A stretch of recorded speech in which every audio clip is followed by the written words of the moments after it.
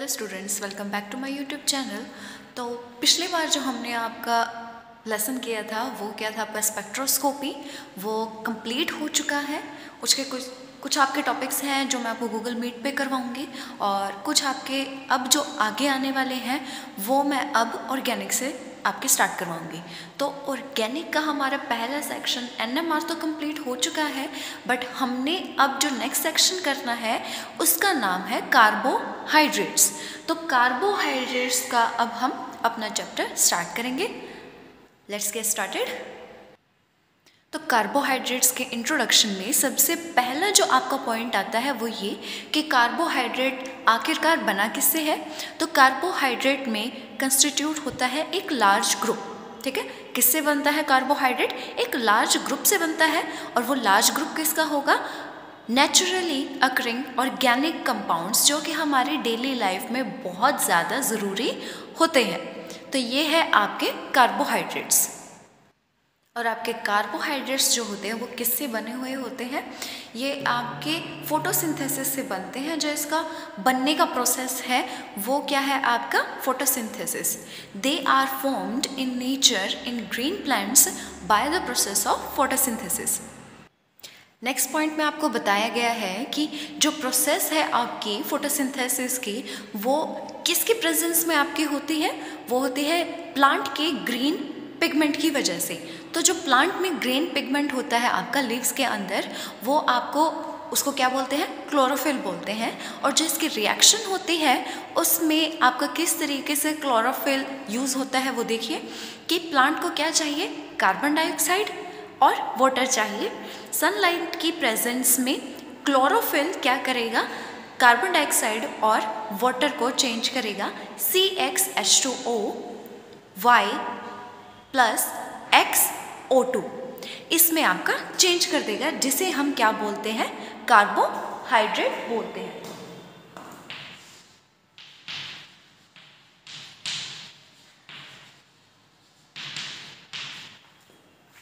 ये हमारा simplest form है कार्बोहाइड्रेट की। इसके बाद नेक्स्ट पॉइंट में आपको बताया गया है कि जो कार्बोहाइड्रेट आपका बना है by the process of photosynthesis by the green pigment of plants which is called as chlorophyll. जो हमारा कार्बोहाइड्रेट बना है वो जब एनिमल्स ले लेते हैं एज अ फूड, तो क्या करते हैं? वो उसी कार्बोहाइड्रेट को ऑक्सीडाइज कर देते हैं back to its original state. और ओरिजिनल स्टेट कार्बोहाइड्रेट की क्या थी? Carbon dioxide plus H2O।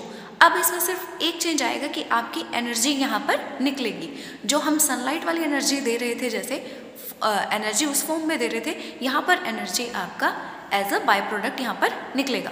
By product कह लो, मेन प्रोडक्ट कह लो, क्योंकि मेन तो आपका क्या होता है? कार्बोहाइड्रेट का इनटेक करना एनिमल्स के लिए एज अ फूड क्या ज़रूरी होता है? एनर्जी प्रोवाइड करवाना अपने शरीर को। तो यहाँ पर मैंने कुछ एग्जांपल्स दिए हैं, जैसे कि आपका ग्लूकोज है, शुगर है, स्टार्च है।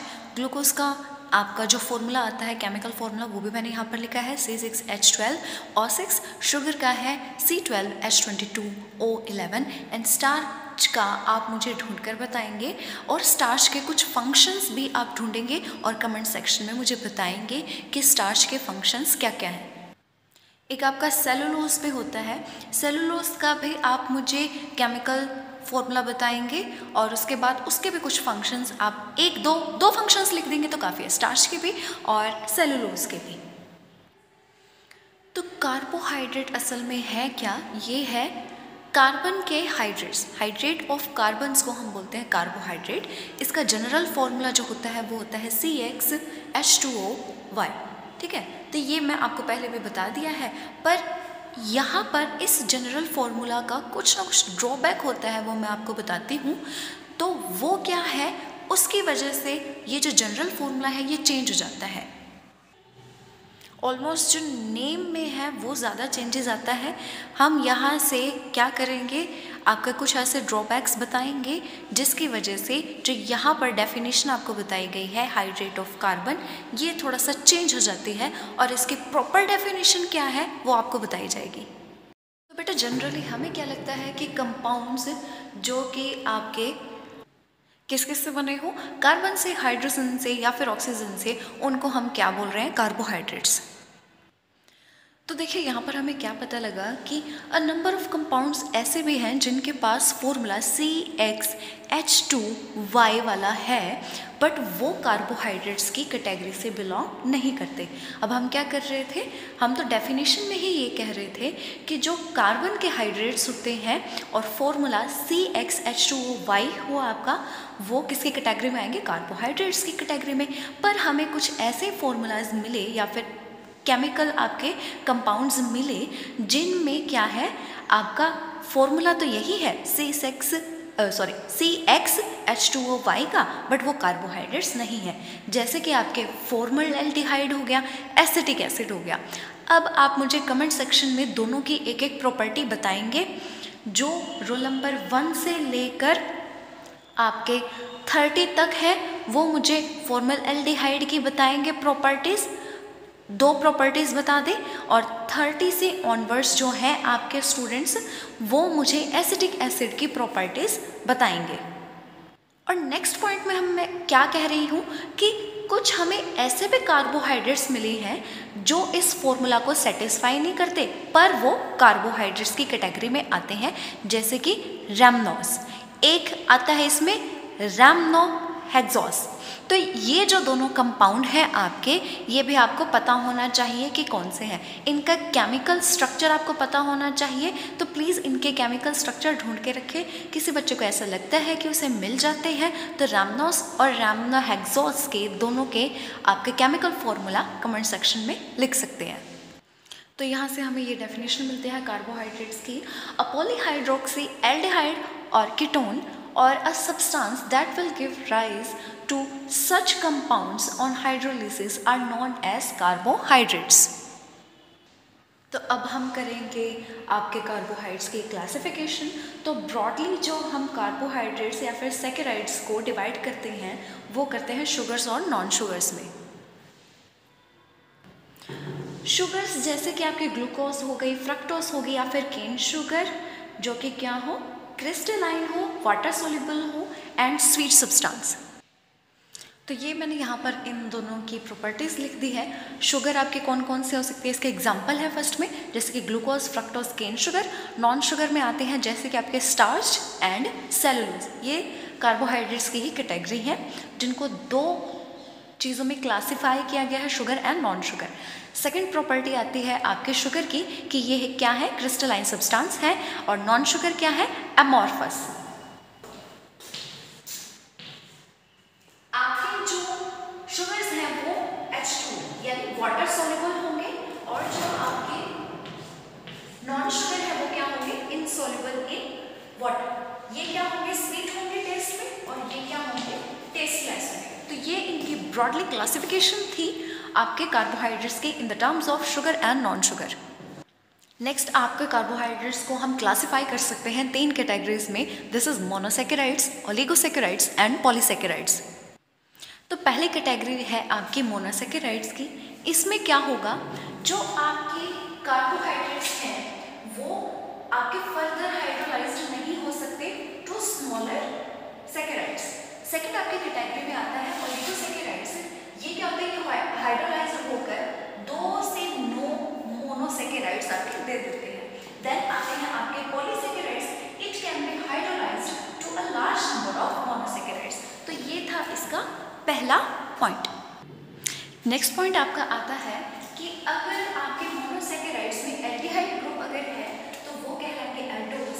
देन कीटो ग्रुप है तो कीटोज। और एलिगोसैकेराइड्स में क्या होगा, they can be di, tri, tetra and so on. Disaccharides जैसे कि सुक्रोज एंड ट्राइसैकेराइड्स जैसे कि रैफिनोज। पॉलीसैकेराइड्स में क्या है, जनरल फॉर्मूला आपका C6H10O5N होगा, और इसमें आपके कैटेगरी में आ सकता है जैसे कि स्टार्च एंड सेलुलोज।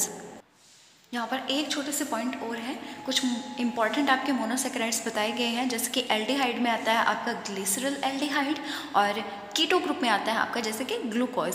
और आपको एक और कैटेगरी आती है इसमें, ये कि जो मोनोसैकेराइड्स हैं और ओलिगोसैकेराइड्स हैं, ये क्या है आपके रिड्यूसिंग सैकेराइड्स।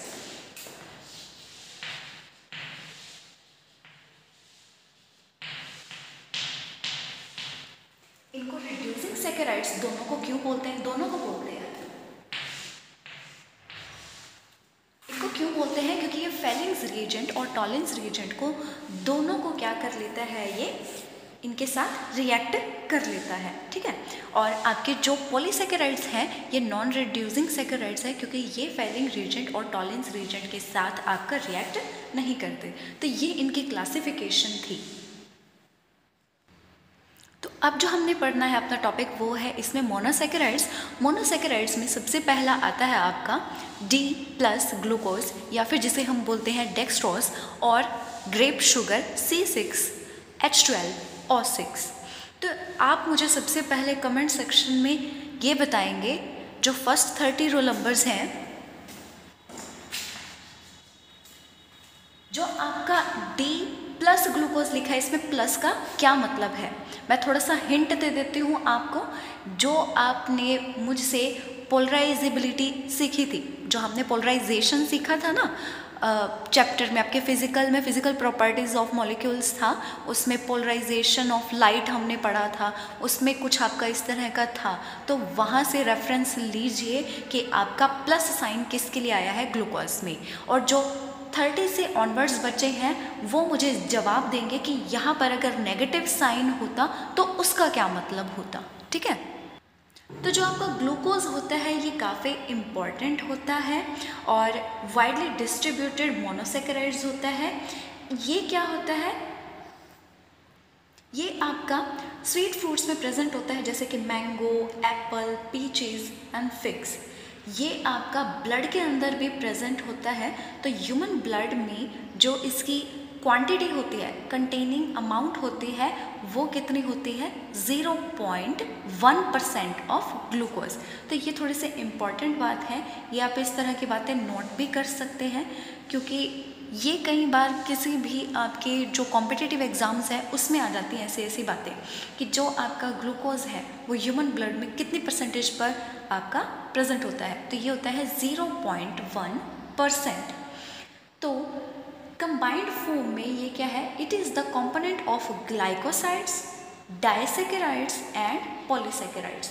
अब हम डी ग्लूकोज का या डेक्सट्रोज का या फिर ग्रेप शुगर का हम लैब प्रिपरेशन पढ़ेंगे कि लैब में आपका जो प्रिपरेशन है ग्लूकोज का वो किस तरीके से होता है। तो बेटा ये इसका प्रिपरेशन है, हम सुक्रोज लेंगे, उसके साथ हम वाटर मिलाएंगे, उसके बाद क्या होगा कि आपके H पॉजिटिव के प्रेजेंस में आपका ये टूट जाएगा ग्लूकोज और फ्रक्टोज में। तो जो बायो के स्टूडेंट्स हैं उनको तो लैब प्रिपरेशन इनकी पता ही होगी, ये इसके छोटी सी सिंपल सी आपकी रिएक्शन है। और अगर ये क्या है आपका नॉर्मली आपका लैब में इस तरीके से प्रिपेयर होता है। अगर आपको मैन्युफैक्चर भी करना है कमर्शियल स्केल पर ग्लूकोज को, तो हम उसमें किससे लेकर चलते हैं? स्टार्च से लेकर चलते हैं। और उसमें हम सेम चलेगी आपकी रिएक्शन। जहाँ पर आपका सुक्रोज लिखा हुआ है वहाँ पर आपका स्टार्च आएगा C6H10O5 और N उसके मॉलिक्यूल्स। साथ में वही सेम आपका क्या करना, हाइड्रोलिसिस करनी है, ठीक है। H2O और H पॉजिटिव से रिएक्शन कीजिए और आपका ग्लूकोज प्रिपेयर हो जाएगा। यहाँ मैंने सुक्रोज से लिखा है। दूसरा अगर कमर्शियल स्केल पर करना है आपको मैन्युफैक्चर, तो वो किससे होगा? स्टार्च से होगा। तो आपके कुछ फिजिकल प्रॉपर्टीज़ होती हैं ग्लूकोज की, वो क्या क्या होती हैं वो मैं आपको बता देती हूँ। तो आपकी फिजिकल प्रॉपर्टीज़ में हम 4 पढ़ेंगे कि फिजिकल स्टेट क्या है ग्लूकोज की, सोल्युबिलिटी क्या है, स्वीटनेस क्या है और ऑप्टिकल एक्टिविटी क्या है। तो जो आपका ग्लूकोज है वो क्या है? White crystalline solid.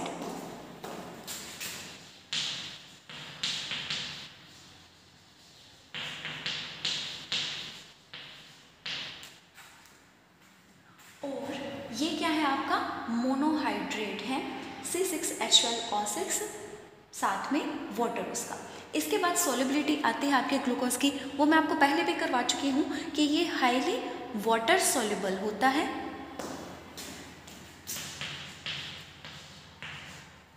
उसके बाद अगर हम आपका अल्कोहल लेते हैं उसमें क्या होता है? सेपेरेंटली सोल्यूबल।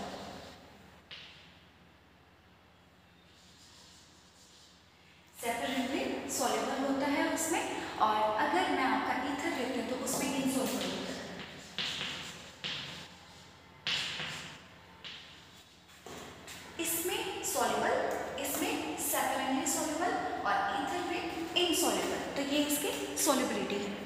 इसके बाद आता है आपका स्वीटनेस। तो आपका जो सुक्रोज होता है, ठीक है, ये उस जितना ही होता है, बट उसका 3/4 हम कह सकते हैं, यानी कि टेस्ट में क्या होता है, ये स्वीट होता है।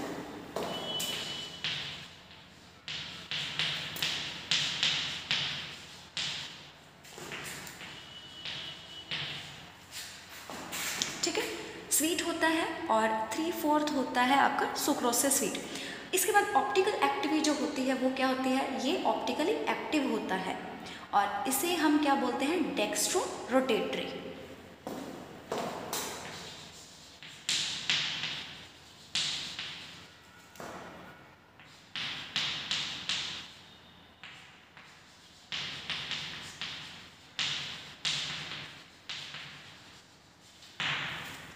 तो ये इसकी कुछ आपकी फिजिकल प्रॉपर्टीज़ थी D प्लस ग्लूकोज की।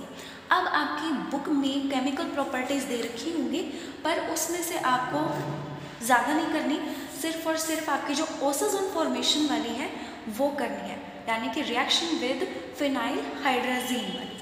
ये और करवा देती हूँ, फिर आपका ख़त्म है बस आज का लेक्चर। तो ये आपकी ओसोजोन की फॉर्मेशन है। केमिकल प्रॉपर्टीज़ में आपको सिर्फ और सिर्फ ओसोजोन की फॉर्मेशन करनी है। तो हम क्या करेंगे, ग्लूकोज का लेंगे CH2OH, CHOH का 4 CHO, और उसके हम रिएक्शन करवा रहे हैं फिनाइल हाइड्राजीन से, तो आपका वाटर निकल जाएगा और आपका ग्लूकोज फिनाइल हाइड्राजीन बन जाएगा। ये आपका प्रोडक्ट है। अब इसकी फॉर्मेशन कैसे हो रही है, इसका मैकेनिज्म भी मैं आपको करवाऊंगी। तो पहले आपका ग्लूकोज लिखा हुआ है मैंने, फिर फिनाइल हाइड्राजीन लिखा हुआ है, और इसके बाद ये क्या करेगा, आपका एक्सेस ऑफ फिनाइल हाइड्राजीन से रिएक्ट कर कर आपका जो प्रोडक्ट है वो क्या बनाएगा, ओसोजोन। वो मैं आपको बताती हूँ क्या है। तो आपका इस तरीके से प्रोडक्ट बन जाएगा, जिसे हम क्या बोलते हैं, ग्लूकोसाजोन बोलते हैं।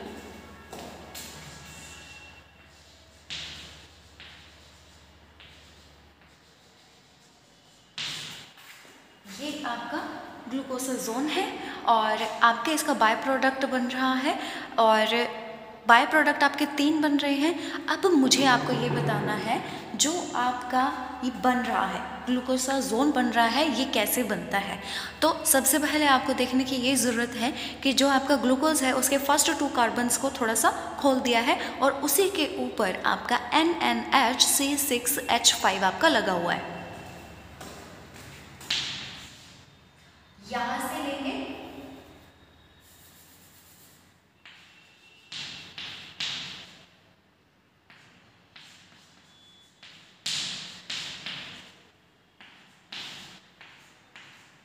ये दोनों कार्बन के ऊपर आपका ये वाला ग्रुप यहाँ पर इस तरीके से लगा हुआ है, जस्ट और जस्ट आपका ये किया हुआ है। अब ये कैसे होगा ये मैं बताती हूँ। ये देखिए इस तरीके से हमने क्या किया, आपका पहला जो कार्बन है उसको खोल लिया है, और आपका क्या होगा कि जो आपका वहाँ पर O लगा हुआ, ऑक्सीजन लगा हुआ है, बस उसकी जगह आपका फिनाइल हाइड्राजीन का आपका कंपाउंड लग जाएगा, NNHC6H5।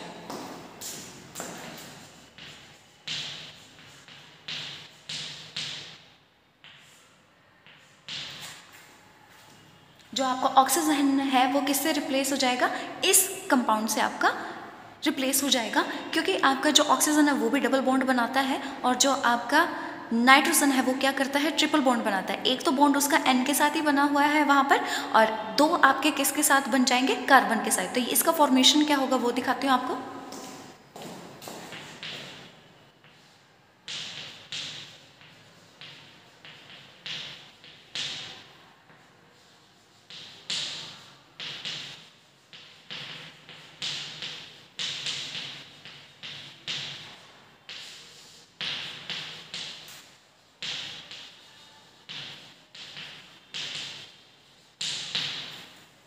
सेम आपका इस पे भी इसी तरीके से आपका एडिशन हो जाएगा।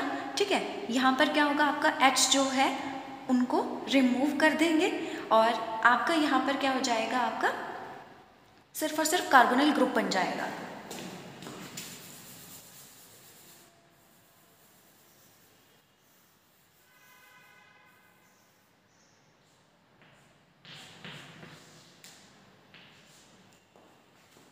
अब ये बन गया है आपका इसी तरीके से इस पर भी आपका क्या लग जाएगा, फिनाइल हाइड्रोजन का कंपाउंड लग जाएगा।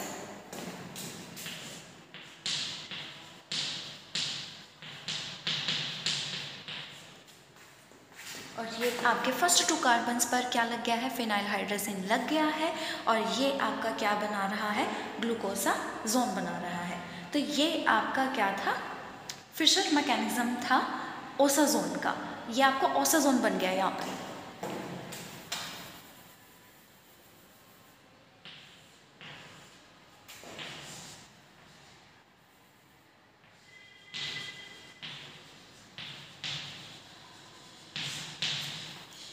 ये इसकी मेन रिएक्शन होती है आपकी मोनोसैकेराइड्स में, ग्लूकोज की हो गई और बाकी और जो आएंगे आपके उन सभी की। तो आज के लिए बस इतना ही हम करेंगे, इसके बाद नेक्स्ट लेक्चर में करेंगे। तो होप सो कि आप सभी को आज थोड़ा सा समझ में आया होगा, क्योंकि ऑर्गेनिक स्टार्ट हो गया। ऑर्गेनिक में रिएक्शंस आपको नहीं पसंद आती है, फिर भी मैं ट्राई कर रही हूँ कि बाय स्टेप आपको सिखाऊं। अगर आप डे टू डे लेक्चर देख लेंगे तो आपका हो जाएगा कंप्लीट, वरना प्रॉब्लम आएगी। सो आई रिक्वेस्ट, प्लीज़ काम दिन के दिन कर लें।